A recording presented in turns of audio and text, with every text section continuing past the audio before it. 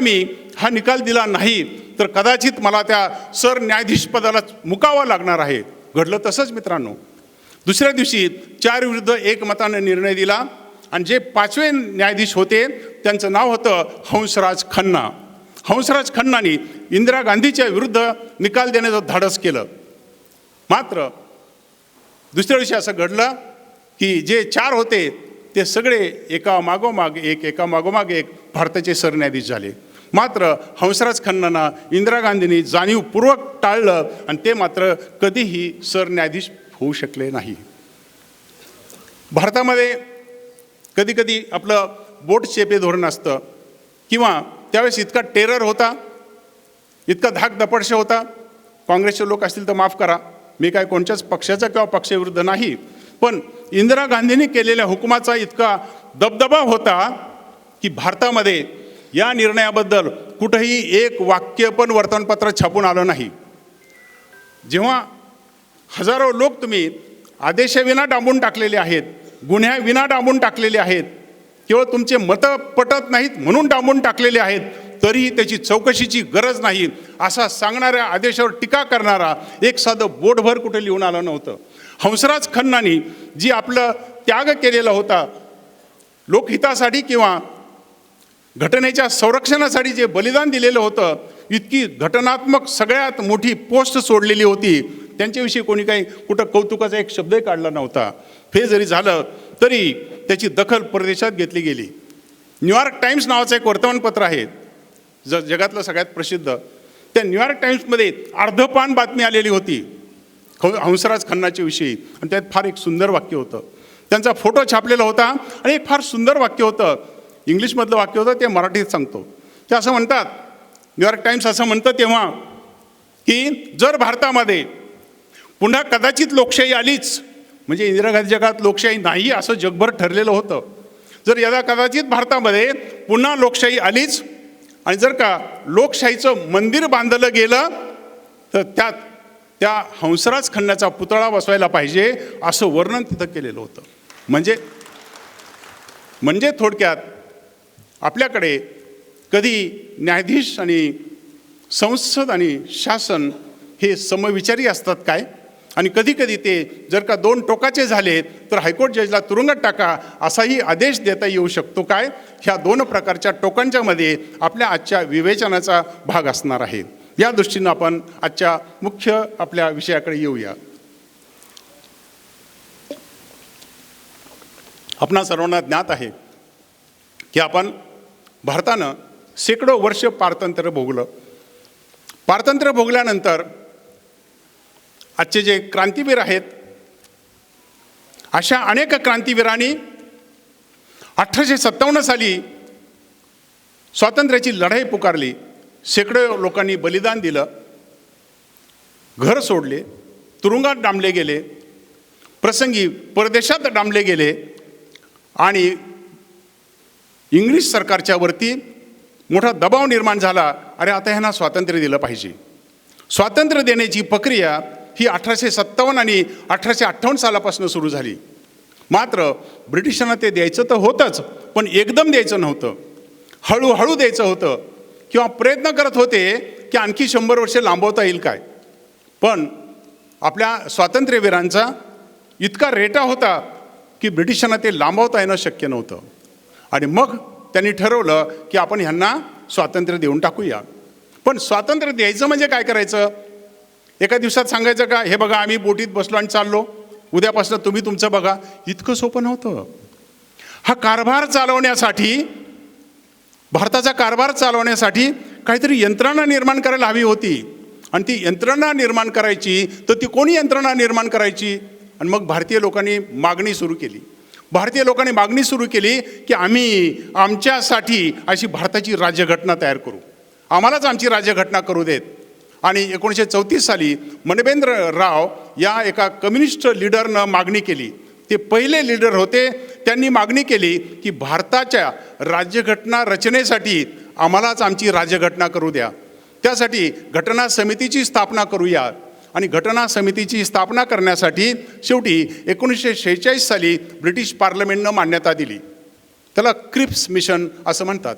त्या क्रिप्स मिशनच्याद्वारे 1946 साली भारतामध्ये प्रथमच अशा प्रकारची घटना समिती केली की ज्या घटना समितीनं पुढे घटनेची निर्मिती करावी, घटनेचं निर्मिती करायचं ठरवलं. इथेच खरा महत्त्वाचा भाग आहे. ही घटनेची निर्मिती कोणी करायची, कोणाला नेमायचं, आणि मग तेव्हा असं ठरलं की भारतभर आपण अप्रत्यक्ष निवडणुका घेऊया. निवडणुका झाल्या आणि त्याच्यातून सुमारे 300पेक्षा जास्त किंवा 389 लोक निवडले गेले. त्यापैकी 93 लोक मुस्लिम लीगचे प्रतिनिधी होते आणि बाकीचे ब्रिटिश सरकारचे प्रतिनिधी, आपल्याकडचे निवडलेले प्रतिनिधी, त्यामध्ये सर्व बरेचसे श्रीमंत तसंच अत्यंत विद्वान बॅरिस्टर्स यांचा समावेश होता. त्यामध्ये नेहरू होते, त्यामध्ये वल्लभभाई पटेल होते, अशा ज्येष्ठ लोकांचा त्याच्यामध्ये समावेश होता. राजेंद्र प्रसाद होते. इतक्या ज्येष्ठ लोकांची ही कमिटी होती. त्यांनी 2 वर्ष 11 महिने आणि 18 दिवस सतत ह्या गोष्टीचा पाठपुरावा केला आणि शेवटी भारताची राज्यघटना तयार केली. तुम्ही म्हणाल त्याचा आजच्या विषयाशी काय संबंध? आजच्या विषयाशी आहे, कारण ह्या घटना समितीमध्ये सर BN राव आणि डॉक्टर बाबासाहेब आंबेडकर अशी 2 उत्तुंग व्यक्तिमत्व होती. त्यांना माहिती होतं, अरे आपण जी राज्यघटना करू ना, ही राज्यघटना जर का चांगल्या लोकांच्या हातात गेली तर ठीक आहे, आणि जर चांगल्या लोकांच्या हातात नाही गेली तर आपण आज बघतोय. त्यांनी म्हटलंय तेव्हा, a good constitution in the hands of the bad people works to be good, आणि bad constitution in the hands of good people works to be bad. म्हणजे थोडक्यात त्यांचं असं म्हणणं होतं, राज्यघटना खूप चांगली आहे रे, पण जर का ती अंमलबजावणी करणारे चांगले नसतील काय उपयोग होणार. आणि मग त्यांनी ठरवलं, जर इथून पुढे चांगले राज्यकर्ते आले नाहीत तरी आमचं काही बिघडलं नाही पाहिजे, तरी ही राज्यघटना राहिली पाहिजे. आम्ही जो भारत देश निर्माण करणार आहोत, ही जी राज्यघटना नावाचा अमृत कलश आम्ही आता भारताला देणार आहोत, अशा प्रकारचा अमृत कलश आहे की भारताची राज्यघटना एवढंच नव्हे तर भारत देश हा चिरायू असला पाहिजे, हा कधीही नष्ट होणार नाही. त्या घटना समितीला अशी खात्री होती की भारत देश आणि ही राज्यघटना कुठपर्यंत अंमलात राहील, जोपर्यंत चंद्र आहे आणि सूर्य आहे तोपर्यंत भारत देश असेल आणि राज्यघटना असेल. आपण भोवती पाहतोय पाकिस्तानमध्ये काय चाललंय, आसपासच्या एशियन कंट्रीमध्ये काय चाललंय. बहुतेक ठिकाणी झालेल्या घटना रद्द होत आहेत, झालेली सरकारं पडतायत किंवा त्या देशामध्ये यादवी पसरलेली आहेत. सगळ्यात मोठं उदाहरण रशियाचं. अनेक वेगवेगळ्या देशांचा मेळ आलेला तो रशिया बघा, थोड्या वेळामध्ये डिसइंटिग्रेशन झालं आणि तुकडे तुकडे निर्माण झाले. आपल्याकडे होतील? भारतामध्ये असे तुकडे तुकडे होऊ शकतात काय? एक दिवस ही भारताची राज्यघटनाच नको असं आपलं पार्लमेंट किंवा हे पुढारी म्हणू शकतील काय? आणि मित्रांनो, इथेच तर खरे त्या घटना समितीमध्ये असलेल्या उत्तुंग व्यक्तिमत्वाची, त्यांच्या विजडमची किंवा त्यांच्या शहाणपणाची झलक दिसून येते. त्यांनी अशा प्रकारे भारताची राज्यघटना बनवलेली आहे. राज्यघटना बनवताना त्याच्यात इनबिल्ट मेकॅनिझम ठेवलेलं आहे. इनबिल्ट म्हणजे अंतर्भूत आहे. जर काय भारताच्या ह्या 3 स्तंभांच्या पैकी राज्यघटना करताना आपल्याला माहिती आहे 3 स्तंभ निर्माण करण्यात आले. पहिला स्तंभ संसद, त्यांनी काय काम करायचं? पार्लमेंटने कायदे करायचे, व त्या कायद्याची अंमलबजावणी कोणी करायची? एक्झिक्युटिव्ह म्हणजे पंतप्रधान, मिनिस्ट्री यांनी त्याची अंमलबजावणी करायची. यांनी केलेली कामं कायदेशीर आहेत की नाहीत, घटनेच्या चौकटीत बसवलेली आहेत की नाहीत, याची तपासणी कोणी करायची? न्यायपालिका. म्हणजे थोडक्यात आपल्या घटना निर्माण करणाऱ्या तज्ज्ञ मंडळींनी इतका सूक्ष्म विचार केलेला होता की पुढची पिढी लायक आली नाही तरी चालेल, पण आपण त्यांना वाईट करू देणार नाही. हे वाईट होऊ नये म्हणून ह्या घटनेमध्ये अशा तरतुदी केल्या, त्याला इनबिल्ट मेकॅनिझम असं म्हणतात. System of checks and balances असं म्हणतात. System of checks and balances म्हणजे आम्ही संसदेला अधिकार दिलेले आहेत, पण जर का या संसदेने त्या अधिकाराचं उल्लंघन केलं, कोण कंट्रोल करणार? Supreme court. अरे गैर करायचं नाही, केलं तर आम्ही थांबू तुम्हाला.